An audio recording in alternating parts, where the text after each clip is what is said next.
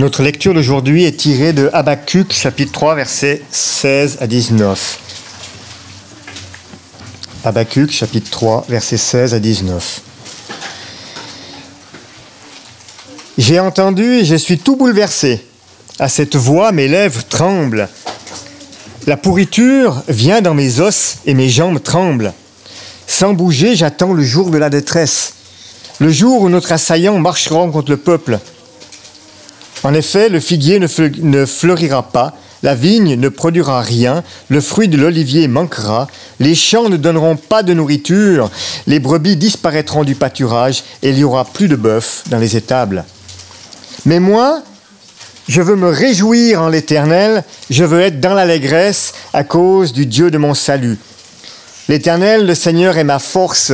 Il me rend semblable à il rend mes pieds semblables à ceux des biches et il me fait marcher sur mes hauteurs. Eh bien, que le Seigneur bénisse sa parole. Et je laisserai la parole à César pour son message.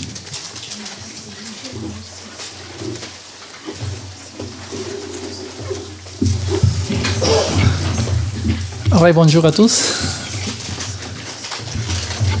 Ça fait quelques week-ends avant, on était un week-end RIFA. RIFA, c'est la rencontre de la jeunesse JA, en fait, des animateurs, dans lesquels on prépare les activités de l'année, au moins les sujets de l'année. On essaye de se fortifier, de se remplir, pas seulement d'énergie, sinon aussi de la bonne connaissance pour savoir comment on doit travailler dans l'année avec les jeunes. Et dans ce week-end-là, on avait un invité spirituel, bien évidemment, qui faisait ses méditations. Et dans une de ces méditations, il a fait une illustration qui m'a tilté direct. Il m'a dit, ah oui, moi aussi j'ai vécu des choses comme ça. Je vous raconte, en fait, ça fait déjà quelques années. On était dans une réunion de travail. Alors, ah oui, pardon. Je recommence.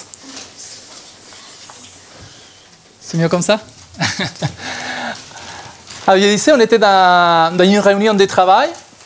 Et puis dans laquelle il y avait beaucoup de gens en fait, présents dans la réunion. On avait une grande table, je pense que presque de la taille de cette salle. Et puis à un moment donné, pour démarrer la réunion, bien évidemment, chacun devait se présenter, dire son nom, la structure de laquelle il venait. Voilà, comme ça on fait les premiers tours de table avant d'attaquer le sujet de la journée. Alors c'était bien, bon, j'étais d'un côté, j'attendais mon tour, je devais attendre encore presque un demi-tour pour arriver vers moi. Et entre-temps, à chaque fois qu'une personne se présentait, je prenais des notes, c'était un peu notre travail. Et puis à un moment donné, on fait avancer, et arrivé dans un jeune homme, il se présente, et pendant qu'il se présente, je le regarde, et je me suis dit, ah, ça me dit quelque chose, son visage. Et puis il a fini sa présentation, il me regarde en face, et il me fait... Je dis, je continue à prendre des notes pour les fois suivantes. Et puis, comme j'étais tellement perturbé avec son visage, je me suis dit, mais ça me dit quelque chose. Alors, 2 ou 3 présentations, il revenait sur ce visage. Et à chaque fois que je revenais, il me faisait... Je me suis dit, ah non, il y a quelque chose qui ne va pas ici. Alors, j'ai continué. Et j'étais perturbé pendant toute la matinée parce qu'à chaque fois, je me disais, non, je sais que ça me dit quelque chose. Et je revenais et il rigolait à chaque fois qu'il le voyait. Ah, il doit y avoir quelque chose ici, alors... Et puis bon, pour faire résumé de l'histoire, en fait, à un moment de la pause, parce que la réunion, ce n'est pas toute la journée, on fait toujours des petites pauses. Et alors, il est venu me voir. Alors, au plus qu'il s'approchait, plus qu'il me disait quelque chose. Et puis, il regarde. Il fait une chose que les Français ne font pas tous les jours. Il m'embrasse. Oh, César, quel plaisir de te voir. Et moi plaisir peut-être, mais... Et puis à un moment donné, j'aurais dû faire la honte de la vie et dire, je ne sais pas qui tu es. Et lui me dit, mais si, je suis Julien, on était dans ton laboratoire au Chili dans l'année 2000. Ah. Et là, la lumière qui arrive. Alors, je ne sais pas si vous savez déjà se retrouver dans des situations comme ça, c'est un peu honteux, mais ça arrive. Ça arrive quelquefois de trouver des gens qui n'arrivent pas, même si les gens nous embrassent, même si les gens sont capables de dire nos prénoms. Mais nous, on n'est pas capable de savoir en fait qui est en face. Alors, l'étude de ce matin, c'est sur un livre que quelquefois on vit des choses similaires en fait. Il y a des expressions, des phrases qu'on a déjà entendues, mais on ne sait pas d'où il vient. Vous avez déjà entendu la phrase « le juste vivra par sa foi ». Ah oui, c'est Habacuc. Est-ce que vous avez déjà entendu la phrase, peut-être moins connue, mais moi je la connaissais. Tes yeux sont trop purs pour voir le mal. Ça, c'est vient d'Habakkuk. S'il tarde, attends-la. C'est Habakkuk. C'est après répété dans les livres d'Hébreux. Hein. Après, dans un autre contexte. Et puis une dernière qui peut-être qu'elle est beaucoup plus populaire, mais on ne savait pas peut-être qui venait de là. Est-ce que vous savez déjà arriver à l'église et vous asseyez à côté de quelqu'un et vous commencez à parler un peu et celui qui est derrière vous, vous faites chut. Ça a déjà vécu ça dans l'église? Dès que les enfants ils commencent à faire des bruits, on dit chut. Ça vient d'Habakkuk aussi, vous savez? Peut-être, hein? Je vous lis ce verset parce que ce n'est pas le sujet de la matin, alors on ne va pas revenir sur celui-là. L'Éternel est dans son saint temple. Que toute la terre fasse silence devant lui. C'est depuis ce verset-là qu'on fait pour tellement de prédications par rapport à la révérence, pour dire le Seigneur il est là. C'est pour ça qu'on fait silence. Ce n'est pas parce que je n'entends pas. Ce n'est pas parce que les enfants ne me laissent pas écouter. C'est parce que c'est la présence du Seigneur, selon Habakkuk. Alors, comme vous avez déjà compris, je suis revenu sur ma dynamique des petits prophètes. On revient sur cette idée de pouvoir trouver des bonnes choses dans les livres. La dernière fois qu'on avait attaqué un petit prophète, je me suis dit, mes frères et sœurs, je suis désolé, j'ai pris les plus petites. Parce que je pensais qu'il n'y avait pas assez de temps de pouvoir bien préparer les choses. Bah, cette fois, j'ai attaqué un livre qui a que 3 chapitres. Alors, c'est presque la même dynamique, c'est juste une feuille dans les deux côtés. Et je me suis dit, est-ce que dans 3 chapitres, on peut arriver à trouver des choses importantes pour nous? Bah, bien évidemment, mes frères et sœurs. Habakkuk, en fait, il était un petit prophète. Il a écrit ou vécu sa vie à plus près dans les années 600 avant Jésus-Christ. On n'a pas beaucoup d'informations par rapport à lui, mais si vous commencez à faire... En fait, si on s'attache carrément à la Bible, on n'arrive pas à trouver beaucoup par rapport à sa famille. Mais vous savez bien qu'on a des livres que nous avons dans notre Bible, et il y a aussi de ces livres apocryphes, qui donnent certaines informations supplémentaires qui pourraient être complémentaires. Et dans ces livres, vous pouvez trouver éventuellement qu'Habakkuk, il était le fils de la Sunamite, qui était ressuscité par Élisée.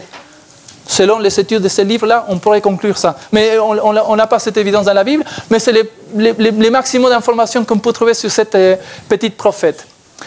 Vous savez qu'est-ce que ça veut dire Habakkuk? Habakkuk, ça veut dire embrassement. Un gros câlin, peut-être. En espagnol, j'ai cherché aussi, bon, je commence toujours mes études en espagnol, ça veut dire embrasser quelque chose.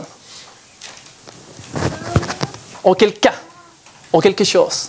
C'est ça la signification d'Habakkuk. Alors nous allons étudier ce matin à quoi il s'est embrassé Habakkuk. Qu'est-ce qu'il a vraiment attaché dans ses bras pour ne pas laisser partir. Alors si je fais un résumé rapide de ces petits 3 chapitres, parce qu'on ne va pas les lire complets, il y a une particularité d'Habakkuk qu'on ne trouve pas dans les autres petits prophètes. Tous les petits prophètes, ils s'écrivent le livre vers le peuple d'Israël. Au peuple d'Israël, il faut faire ça, vous n'êtes pas bien, il faut s'adresser vers le chemin du Seigneur, repentez-vous, mais c'est toujours un texte dirigé vers le peuple. En revanche, Habakkuk, son texte, il ne parle pas au peuple d'Israël. Il se dirige directement vers l'Éternel. Alors, dans ce contexte, Habakkuk, il se dirige vers l'Éternel et puis il réclame. Oh, il y a trop d'injustice ici. Il y a trop de violence, beaucoup de corruption. Il faut, Seigneur, que tu fasses quelque chose, que tu puisses punir ce peuple qui ne t'écoute pas. Alors le Seigneur, et en plus il ne comprenait pas parce que le Seigneur, il ne faisait rien par rapport au peuple d'Israël. Et en revanche, dans le même livre, on trouve la réponse du Seigneur.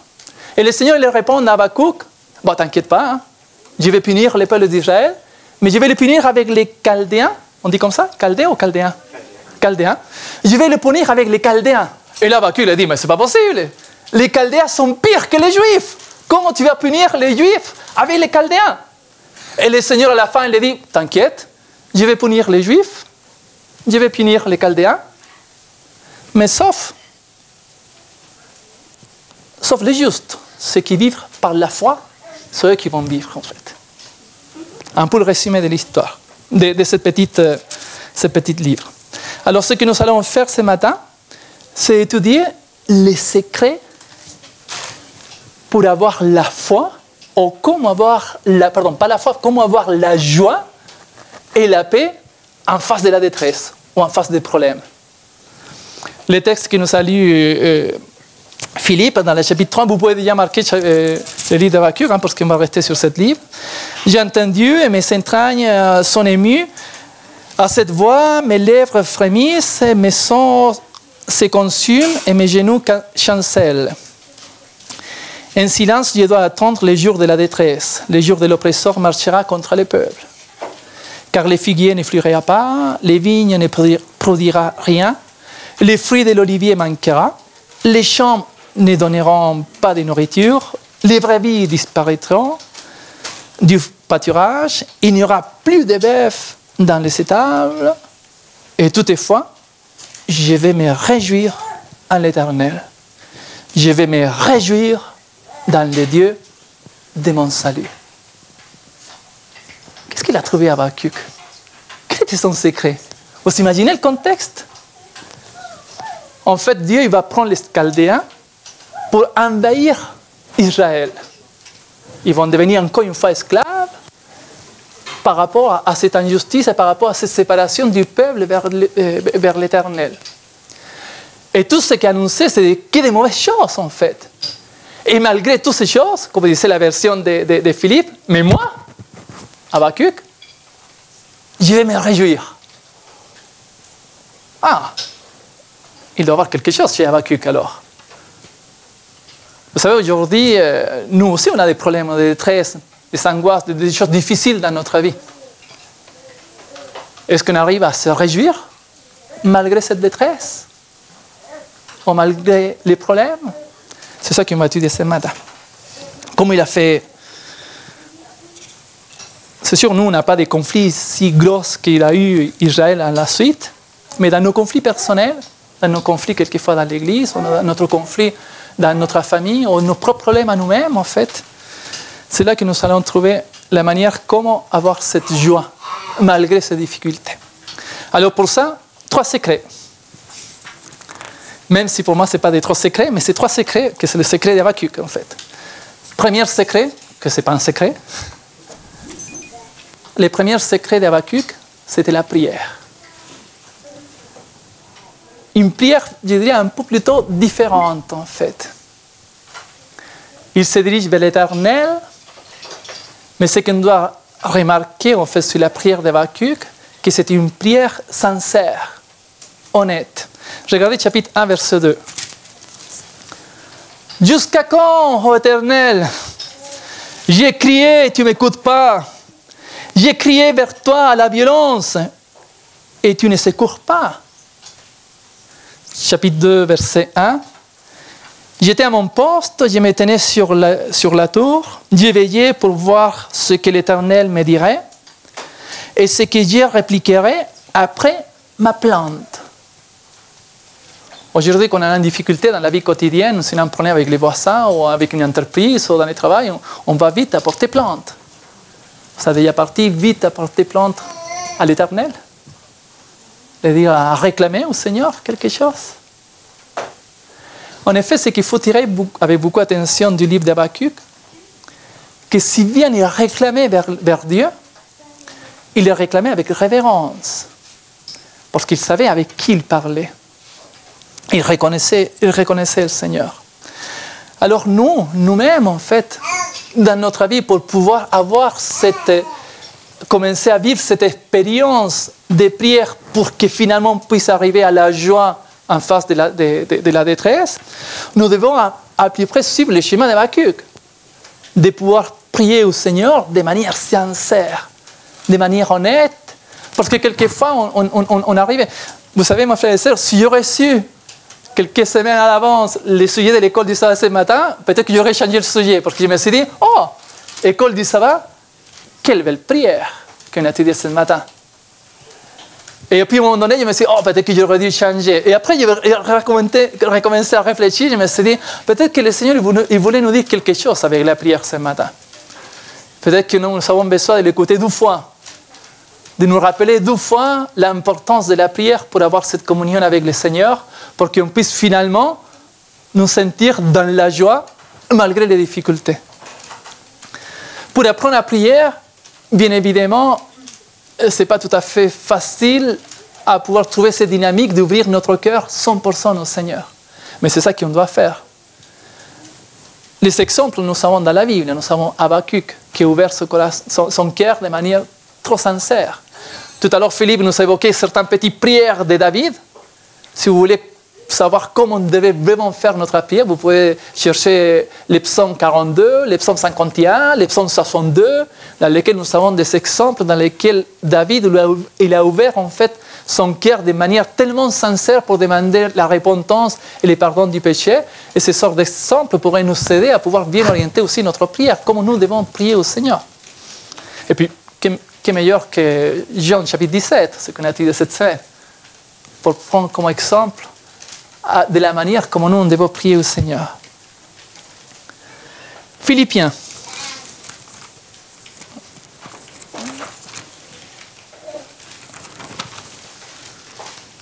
Certains l'appellent aussi le livre de la joie, parce que les mots joie ou réjouir, c'est quelques mots qui reviennent très souvent. Dans Philippiens chapitre 4, Philippiens chapitre 4, verset 4. Réjouissez-vous toujours dans le Seigneur. Je le répète, réjouissez-vous. Que votre douceur soit connue de tous les hommes. Le Seigneur est proche.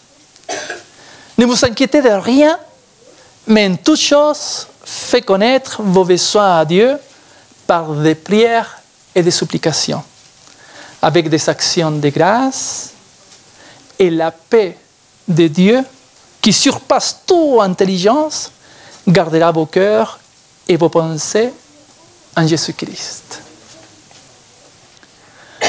Apprends à prier, il y a par conséquence, apprends à écouter. C'est un peu la particularité de la dynamique de la prière d'Habakkuk. Habakkuk, il priait sincèrement au Seigneur, il attendait la réponse. Il attendait la réponse, mais quelquefois la réponse ne venait pas tout de suite, n'est-ce pas? C'est pour ça qu'il réclame à un moment donné, il faut avoir la patience, il va venir plus tard. Alors, la réponse vient de la part du Seigneur. Alors, si bien nous devons apprendre à prier, mais nous devons aussi apprendre à écouter la réponse du Seigneur. Alors, comment pouvons-nous écouter la réponse du Seigneur? Aujourd'hui, on a la meilleure réponse, elle est là. Pourquoi pas, comme vous êtes dans votre prière personnelle dans votre maison, pourquoi pas prier avec la Bible ouverte à côté de vous pour aller chercher la réponse du Seigneur? Et vous savez, le Seigneur, il nous répond toujours, soit parmi sa parole, en fait, de manière directe et claire. Quelquefois, il nous répond ici à l'église. Hein? Vous restez dans l'église, vous discutez avec un frère et sœur, et le frère et sœur va vouloir vous encourager si vous avez une difficulté. Et quelquefois, ça suffit 2 ou 3 mots de la part de ces frères et sœurs que le Seigneur vous envoie la réponse. Je disais toujours dans mon habitude, il faut beaucoup lire la Bible pendant une prédication parce qu'on ne sait pas à quel moment le Seigneur il va nous parler. Il doit y avoir quelques textes qui est pris que pour nous en fait. Parce que la tendance de l'être humain, c'est pendant qu'on écoute la parole, si on écoute quelque chose qui est un peu plus dur, on dit « Ah ouais, ça doit être pour lui, ou ça doit être pour l'autre là en face, ou celui qui est derrière moi. » Mais le Seigneur en profite de ces occasions-là, parce qu'on lui fait confiance, parce que moi, personnellement, j'ai prié beaucoup pour que le Seigneur puisse utiliser mes mots ce matin, parce que le Seigneur nous a utilisés, on a prié beaucoup avant de passer ici, pour que le Seigneur puisse glorifier cette culte, cette prédication, parce que peut-être qu'il y a ici, ce matin, les mots que nous avons besoin. Écouter pour pouvoir écouter la réponse du Seigneur. Alors, ça peut être dans une prière, ça peut être dans la parole, ça peut être dans la prédication, ça peut être dans un chant, ça peut être avec une discussion avec nos frères et sœurs. Mais on devait rester attentif à la réponse du Seigneur. C'est ça qu'a fait Habakkuk. Il s'embrassait de quelque chose. Il s'embrassait de cette promesse de pouvoir parler avec le Seigneur et écouter sa réponse. Le 12e secret, que pareil, ce n'est pas tout à fait un secret, c'était la foi en Dieu. Et j'essaie de répéter la phrase, c'est la foi en Dieu. Il faut bien marquer l'accent que c'était la foi en Dieu. Et pas en lui, et pas en les choses qui sont autour de lui. Vous savez, hein, Romains chapitre 1, et Galates chapitre 3, Hébreux chapitre 10, on a cette fameuse verset. Mais les justes vivra par sa foi. Quelquefois l'accent il est sur les justes, quelquefois l'accent il est sur vivra, et quelquefois l'accent est sur la foi. Mais si on prend avec beaucoup attention ces petits livres d'Habakkuk, en fait, si vous les prenez en lecture cet après-midi ou pendant la semaine, ou quand vous voulez faire une lecture biblique pas trop longue, c'est qu'une page. Et une chose que vous allez trouver dans ce texte, c'est qu'Habakkuk, il avait sa foi en Dieu. Cette semaine, on était avec des collègues du travail, ou des gens que je ne connaissais pas, alors on était dans un voyage, et puis quand on a un voyage, on a beaucoup de temps de déplacement, alors j'en profite beaucoup de parler avec les gens pour les sujets hors travail, pour voir si à un moment donné, j'arrive à aussi pouvoir partager ma foi et partager ce que je crois et ce que j'ai fait dans ma vie. Hors le travail, je parle. Alors on parlait avec un jeune garçon qui était avec nous, en fait, il était assis à côté de moi, alors... Et on parlait un peu de ce qu'il faisait de sa vie, parce que moi c'est mon stratégie. Hein. Qu'est-ce que tu fais là, ta vie, ta week-end? Moi, je vais à l'église. Et comme ça part. On peut un peu partager ma foi, qu'est-ce que j'ai fait aussi, de ce que je crois, en fait. Et lui, en fait, il m'a raconté, ah non, lui, son activité, son plaisir hors le travail, c'est courir les marathons, en fait. Il a déjà fait 2 marathons dans sa vie, et un jeune homme, je pense qu'il doit avoir autour de 25 ans, quelque chose comme ça. Alors il se prépare pour la marathon l'année prochaine, parce que l'année dernière il a fait la marathon à Paris, apparemment il n'a pas eu un bon score comme il voulait, alors il se prépare aujourd'hui. Et dans la discussion je lui ai dit, mais tu te prépares comment pour une marathon? J'ai toujours été étonné, parce que je me suis dit, tu ne peux pas courir tous les jours 42 km pour arriver après faire une course de 42. Alors il m'a expliqué un peu le procès, et puis il me disait qu'à Paris en fait il y a des associations Nike, Adidas, en fait, qui sont des associations qui regroupent les gens qui voulaient faire la course des marathons. Alors, il dit, ah, c'est intéressant ça. Il dit, ça fonctionne comment? Alors, il me dit, bon, d'abord, on a déjà 30 minutes de blablabla. Ah oui, il dit, qu'est-ce que vous faites dans les 30 minutes de blablabla avant de courir? En fait, il disait, c'est des messages, tu peux. Fais confiance à toi. Mets toute ta confiance en toi. Tu peux. Tu vas y arriver. C'est toi qui vas y arriver. C'est toi qui fais tous les forces. C'est toi. Et pendant qu'il me rappelait ça, il me dit, ouais, ça c'est le monde. Aujourd'hui, le monde nous envoie ces messages. Ah, tu peux y arriver. Nike, je pense que c'est un grand... fait la plus grande publicité par rapport à tu peux. Et en effet, Habakkuk, il savait qu'il ne pouvait pas. Et sa foi, il l'a déposée dans l'Éternel, dans Dieu lui-même. Si on prend les versets, le chapitre 2, verset 4, en fait, c'est le verset clé, en fait, hein, pour ces parties-là. Voici son âme s'enflait, elle n'est pas droite en lui, mais le juste vivra par sa foi. En effet, le problème qu'il y avait dans le peuple, en fait, que les gens étaient trop d'orgueil, en fait. Et vous savez, plus que vous recevez le message que tu peux, bah, plus l'orgueil commence à grandir. Mais ce n'est pas l'orgueil, en fait, qui va nous sauver. Ce n'est pas la confiance en nous-mêmes. Sinon, c'est la confiance en l'Éternel. Mais le juste vivra par sa foi.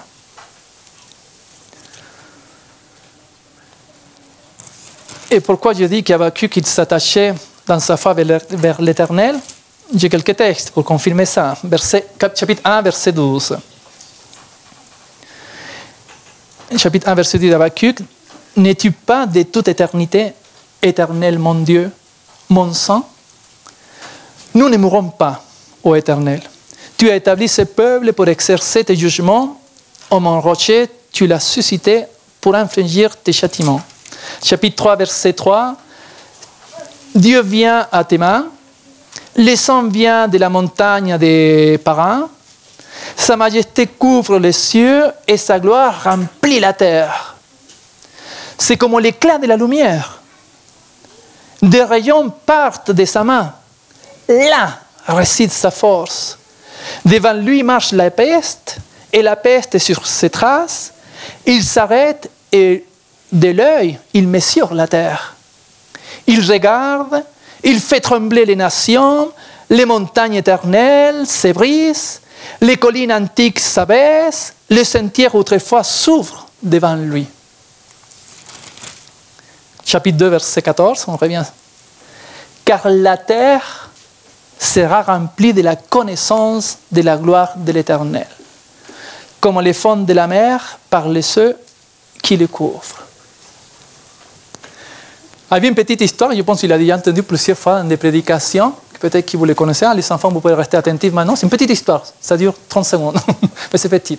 En fait, il raconte l'histoire de l'époque dans laquelle on n'avait pas des avions pour faire des voyages d'un continent à un autre. Alors, c'était plutôt aux États-Unis vers l'Angleterre, beaucoup de bateaux, en fait, qui faisaient l'aller-retour, en fait.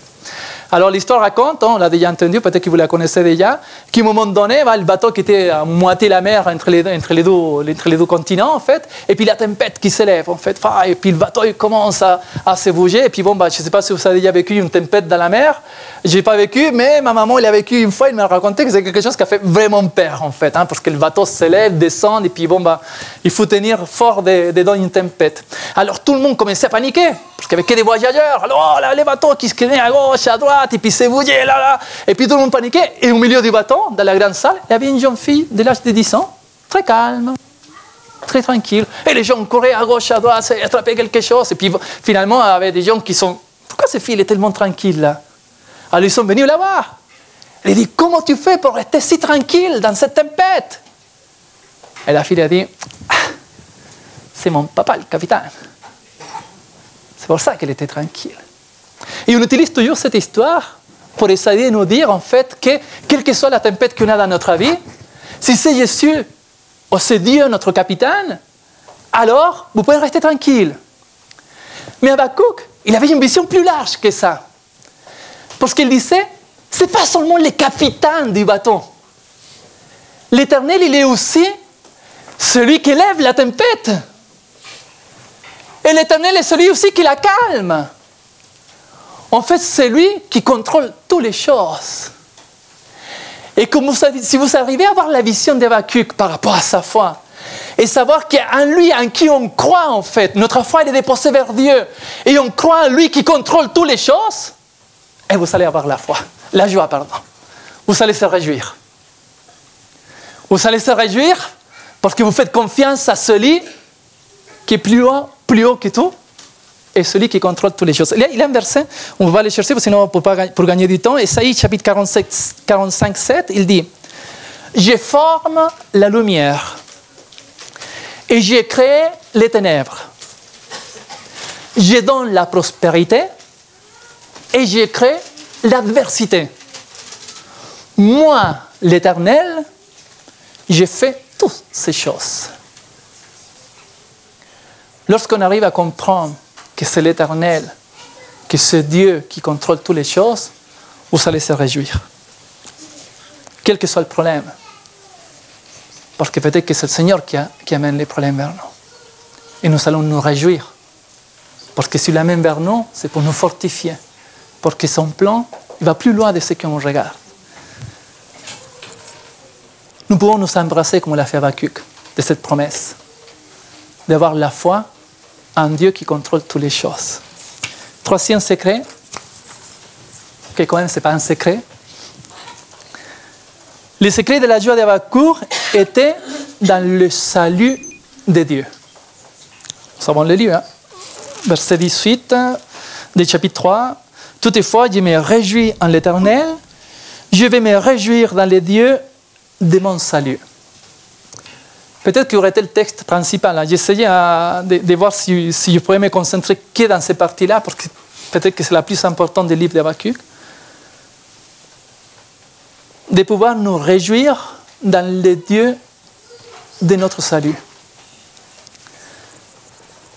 Parce qu'à la fin des choses, mon frère et sœur, les plus importants dans ce monde, c'est notre salut.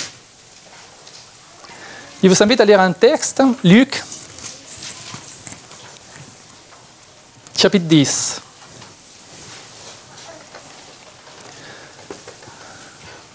Luc, chapitre 10, verset 17. En fait, pour faire le contexte, c'est l'époque des 70 qui partaient à faire des miracles. Ils revenaient à faire les comptes rendus en fait, avec Jésus-Christ, c'est discuter ça. Alors, verset 17, les 70 reviennent avec joie, disant, « Seigneur, les démons même nous sommes soumis à ton nom. Et Jésus leur dit, je voyais Satan tomber du ciel comme un éclair. Voici, je vous ai donné le pouvoir de marcher sur les serpents et sur les scorpions et sur toutes les puissances de l'ennemi. Et rien ne pourrait vous nuire. Cependant, et regardez ça avec beaucoup d'attention, cependant, ne vous réjouissez pas de ce que les esprits vous sont soumis, mais réjouissez-vous de ce que vos noms sont inscrits dans le ciel. Quand je dis ça, il me dit,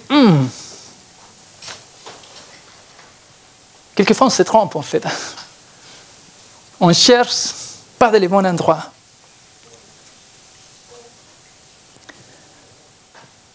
Il y a des choses qui nous donnent la joie, hein, c'est clair, dans ce monde. Le monde, il va ça y est, nous tromper. Aujourd'hui, on regarde la télé, on regarde les publicités dans la rue, vous ne pouvez pas échapper à la publicité aujourd'hui. Hein. Peu importe les contextes dans lesquels vous êtes, vous allez recevoir des publicités. Vous allez voir une belle voiture, c'est ça qui va vous donner la joie. Une belle maison, c'est ça qui va vous donner la joie. Aujourd'hui, pour les adolescents, les gens, c'est ces chaussures-là qui va vous donner la joie. Vous allez marcher comme ça. C'est la marque qui est derrière qui vous donne la joie. C'est celui qui va vous donner la joie, cette nouvelle modèle. Regardez, les plus larges, et les plus longues, plus épais, plus légères. On peut les submerger dans l'eau, on peut les sortir, on peut aller dans la neige.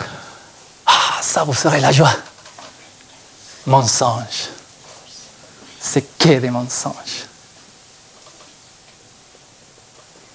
Mais vous savez, un jour, on était... Karine va être touchée peut-être. Je ne sais pas si tu te souviens, Karine. Hein? On n'a pas discuté ça cette semaine. Ça fait longtemps, en 95 peut-être. On était dans l'église. On s'inscrit dans une... Comment ça s'appelle une type formation des couples pour trouver la joie. Pasteur Aranda, je ne sais pas si tu te souviens, Karine, ça fait longtemps. Et ce pasteur-là, c'est un pasteur qui, un peu, on l'a connu, parce que son fils il est passé par ici, par cette église, ça fait pas longtemps. Celui qui est parti dans les trucs d'armée, Patrice, je ne sais pas si tu te souviens. Alors lui, c'était un pasteur qui était direct quelquefois avec les phrases. Et ce jour-là, ce week-end de formation, il était dur avec ses phrases. Et à un moment donné, dans la formation, il a dit, il se dirigeait vers nous avec le mari. Vous n'allez jamais trouver la joie avec votre femme à côté. Après, il s'est dirigé vers les femmes, il a dit, vous n'allez jamais trouver la joie dans votre mari à côté. Ce n'est pas les bons mots pour commencer un séminaire de couple pour trouver la joie. Mais à la fin, il nous a dit, c'est en Jésus-Christ que vous allez trouver la joie. Et vous allez être heureux d'avoir votre femme à côté et d'avoir votre mari à côté. Mais c'est seulement en Jésus-Christ que vous allez trouver la joie. Et ça m'a fait beaucoup réfléchir, en fait, parce que je me suis dit quelquefois, peut-être que c'est ça notre problème, en fait. Peut-être que notre problème, c'est on se concentre dans la bénédiction de Dieu et pas en celui qui donne la bénédiction. Je ne sais pas si me fait comprendre. Imaginez-vous, bientôt on aura une fête de fin d'année, c'est une fête qu'on attend, hein, parce que c'est un des moments dans lesquels on n'a pas place dans l'église. On ne sait pas comment mettre les gens dedans l'église. Et je vous assure qu'au comité d'église, au comité d'évangélisation qui organise l'événement, aux anciens, on va se réjouir quand l'église est pleine. Et je vous assure que si le samedi suivant, l'église est si remplie que ça, on va aussi se réjouir en fait. Hein. Mais vous voyez le problème ? On se focalise dans la bénédiction. On se réjouit dans la bénédiction. Mais pas en celui qui a donné la bénédiction. C'est comme dans notre vie personnelle. Oh, si j'aurais l'argent, je pourrais faire ça, réparer ma maison, faire ça.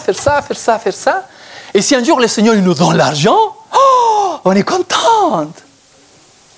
Et on sent la joie dans l'argent de ce qu'on a pu acheter ou ce qu'on a pu réparer chez nous. Peut-être qu'on se trompe. Qu'est-ce qu'il a fait Habakkuk?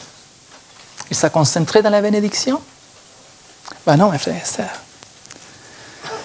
Il s'est concentré en celui qui a donné les bénédictions, à l'Éternel, qui lui le déclarait comme mon Dieu. Regardez chapitre 3, le verset 18, le verset qu'on vient de lire. Elle dit à la femme, je veux me réjouir dans le Dieu de mon salut. Et si vous prenez la page avant, chapitre 1, verset 12, n'es pas-tu de toute éternité, éternel mon Dieu, mon salut, mon rocher? En effet, le secret de la joie d'Habakkuk, c'était d'embrasser au Dieu de la bénédiction. Avoir la foi en Dieu et pas dans les choses qui viennent par conséquence.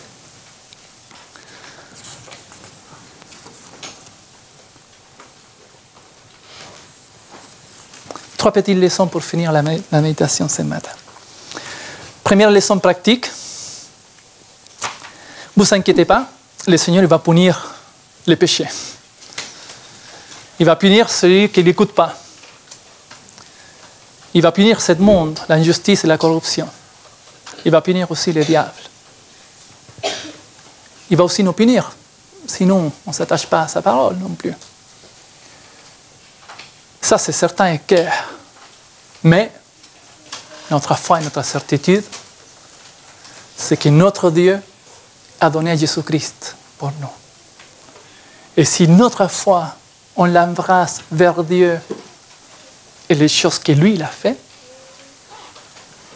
si on arrive à s'embrasser de sa miséricorde, de son amour, de sa patience vers nous, si on arrive à s'embrasser de l'Évangile, embrasser de Jésus-Christ, de sa mort, de sa résurrection, on n'aura pas de problème dans cette punition à la fin du temps. Deuxième leçon pratique, il faut quelquefois attendre avec trop de patience, ou avec des patience. C'est le chapitre 2, verset 3, car c'était une prophétie dont le temps est déjà fixé. Elle marche vers son terme, elle ne mentira pas. Si elle tarde, attends-la, car s'accomplira. Elle s'accomplira certainement, dit Habakkuk. On prie au Seigneur, on élève des prières, comme disait Philippiens, sincères vers lui, et lui va nous répondre dans son temps. Il faut avoir juste la patience. Dernière petite application, il faut apprendre aussi à se fortifier en Dieu. C'est le dernier verset du livre. L'Éternel, je pense qu'il a laissé à la fin parce que c'est un peu la touche finale de cette belle prière d'Habakkuk dans ce chapitre 3, qui dans certaines Bibles, ça marquait même psaume d'Habakkuk sur ce dernier chapitre. L'Éternel, le Seigneur, est ma force. Il rend mes pieds semblables à ceux des biches. Il me fait marcher sur mes lieux élevés. L'Éternel, le Seigneur, est ma force. Je sais que ce n'est pas évident à rester tranquille dans la difficulté, dans la détresse, dans les angoisses. Mais les secrets sont là. De pouvoir faire pleine confiance à notre Dieu, qui a tout fait pour qu'on puisse lui faire confiance. Habakkuk nous se montre. C'est Dieu. Ce n'est pas seulement le capitaine, n'oubliez pas ça. C'est celui qui contrôle toutes les choses. Et s'il contrôle toutes les choses, c'est pour nous sauver, pour qu'on puisse arriver jusqu'à lui, jusqu'à la fin. Juste un dernier texte pour finir, qui je trouve intéressant, c'est Philippiens, Philippiens chapitre 4.